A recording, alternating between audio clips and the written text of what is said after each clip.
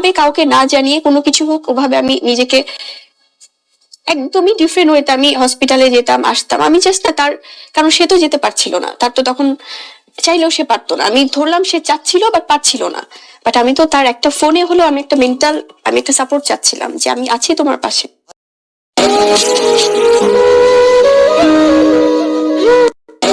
6 মাস পার হয়ে গেল, অথচ সাকিব একটিবারের জন্য আমার মেয়েকে দেখতে আসেনি। লাইভে এসে এভাবে কেঁদে কেঁদে ক্ষোভ উগরে দিলেন চিত্রনায়িকা শবনম বুবলি। ঢালিউড কিং সাকিব খানকে নিয়ে আবারও বিনোদন পাড়া তোলপাড়। কিন্তু কেন নিজের রক্তকে এভাবে দূরে ঠেলে দিচ্ছেন সাকিব খান? সাধারণ কন্যা সন্তান হলো যে কোনো বাবা খুশিতে আত্মহারা হন। সাকিবের তো আগে থেকে 2 ছেলে সন্তান রয়েছে, তাই ঘরে নতুন করে রাজকন্যার আগমনে আনন্দের বন্যা বয়ে যাওয়ার কথা ছিল।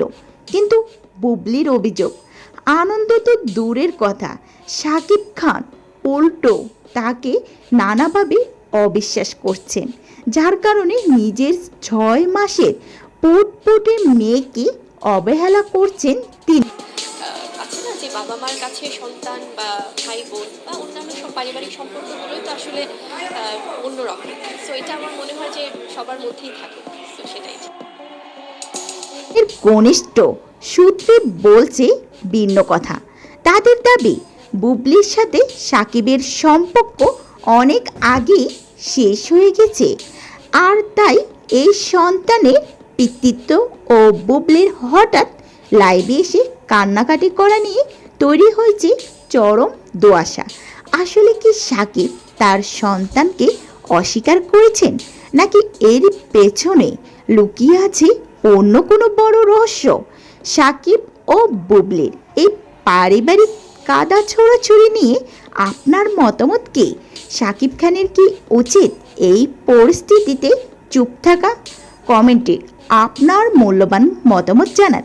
আর নিয়মিত এমন আপডেট পেতে আমাদের চ্যানেলটি সাবস্ক্রাইব করে